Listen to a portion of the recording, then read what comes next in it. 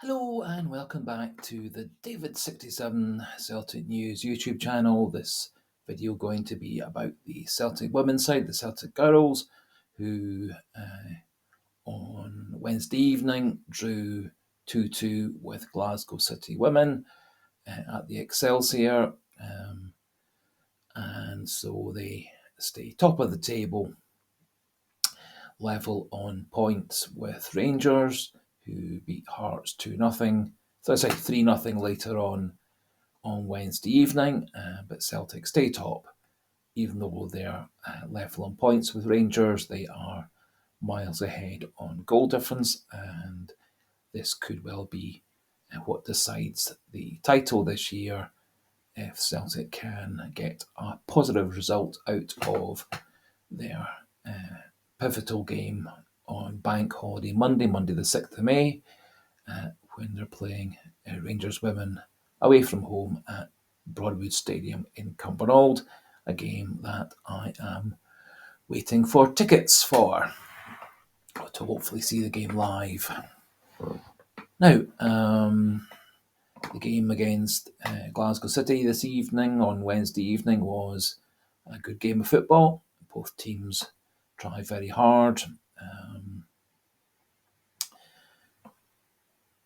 Glasgow City showed an awful lot of commitment, more commitment than they showed the last time they played Rangers, when they kind of capitulated to a 4-1 loss.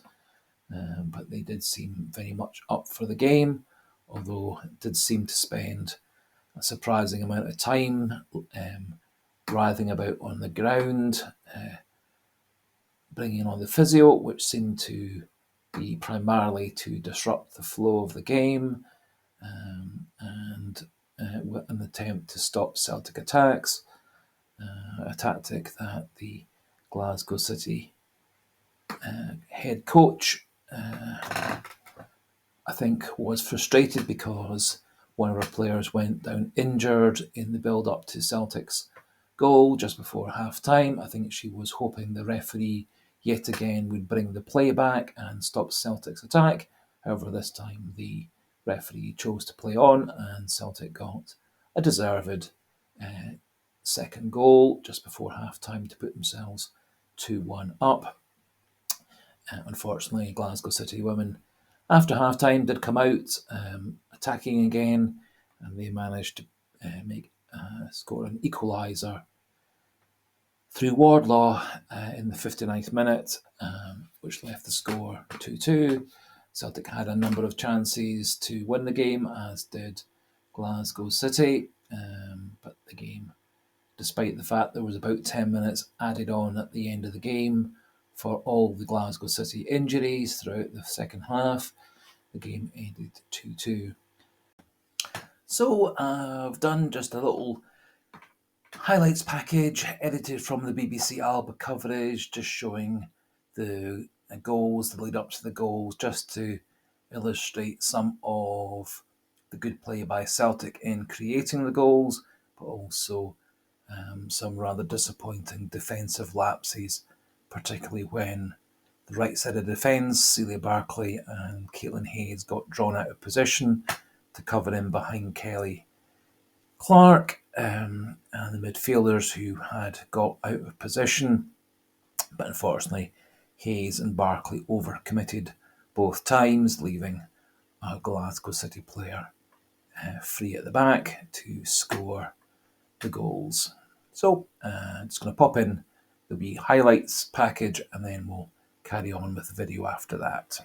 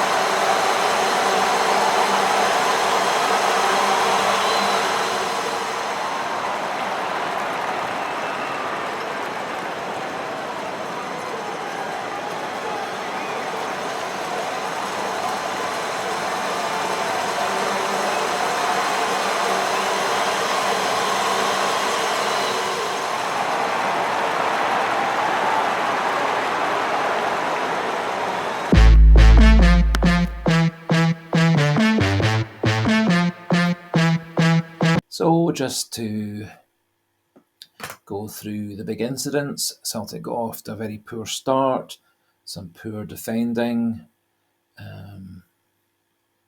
Caitlin Hayes and Barclay caught out of position, drawn too far across, leaving Lauder with an open goal at the back post to put Glasgow City ahead after 4 minutes, 1-0. Celtic took about 5-10 minutes to get themselves back into the game, but did start to get more and more pressure. Then a very clever cross from Natalie Ross was on the half volley by Caitlin Hayes. She hit the post. The ball then rebounded off the post and hit the Glasgow City goalkeeper on the back of the head as she dived across to try to save the first shot, and the ball rebounded into the net. And so after 18 minutes, Celtic were 1-1. Then Celtic, I think, pretty much controlled the rest of the second half.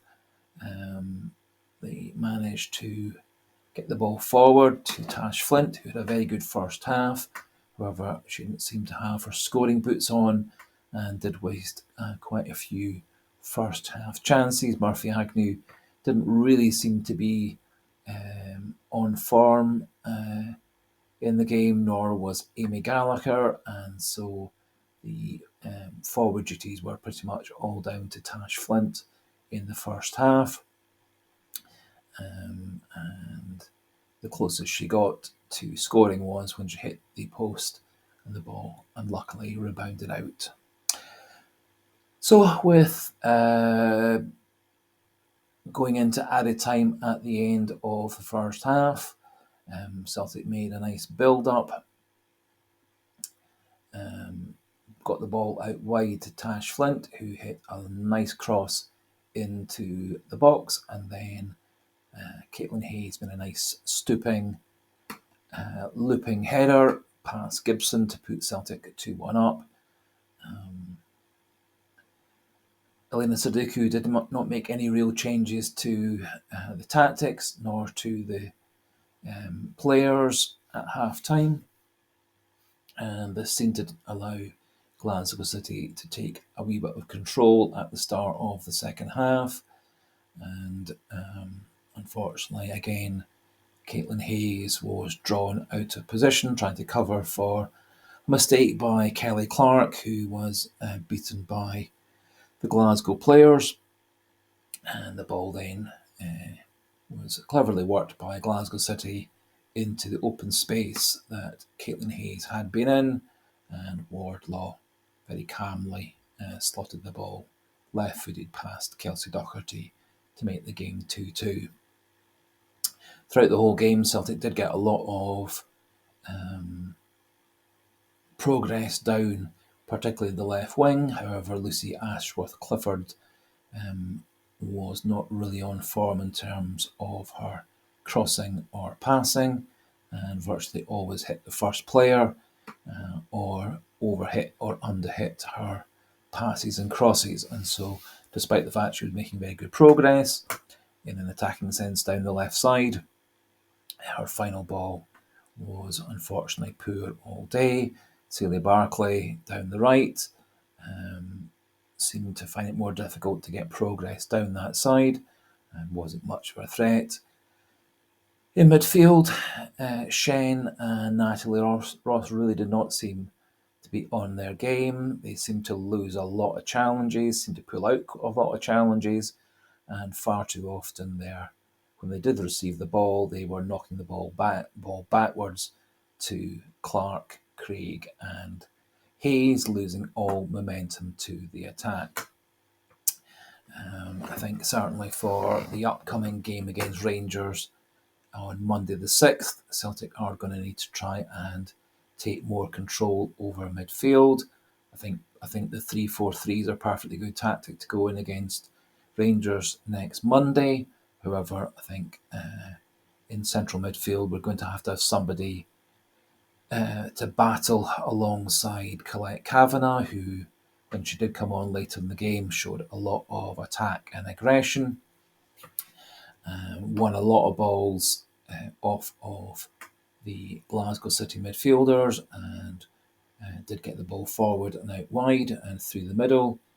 However, in the second half, Tash Flint was rather anonymous, and again she missed a number of chances, and also on a couple of occasions failed to set up a far better placed teammate who would have had a much easier shot at goal. Instead, Tash went for rather spectacular volleys and long shots that missed by quite a distance. Kit Levarsky again was absent from the team and from the bench, although there hasn't been any official word as far as I can see whether she is fit, unfit, or what the situation is. Hopefully we can get her fit enough to play some of the game against against Rangers on Monday, as I think her pace would really hurt the Rangers defence. And unfortunately, at the moment, both Amy Gallagher and Murphy Agnew aren't very much of a threat up front, which is rather disappointing as they both have had very good seasons. But the last couple of games, Murphy Agnew has been off her game, and Amy Gallagher seems to be really struggling coming back from injury.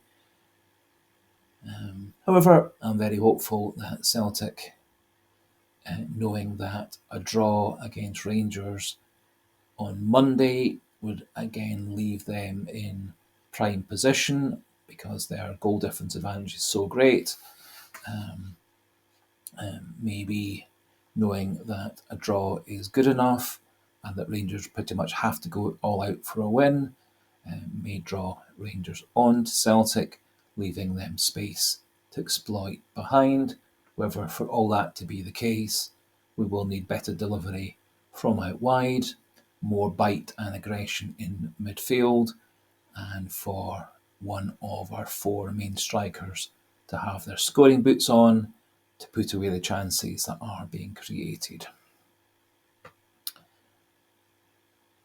So that just about finishes off today's video. If you have enjoyed this coverage of the women's team, the Celtic Girls, please do click that subscribe button. And if you've enjoyed the video again, please do click the like button to help with analytics. And as always, do feel free to pop your comments regarding the Celtic women's side, how you see the title race going, and what your feelings are for the Rangers match at Broadwood on Bank Holiday, Monday the 6th of May. So for today's video of the women's team, thanks for watching, goodbye, and hail, hail.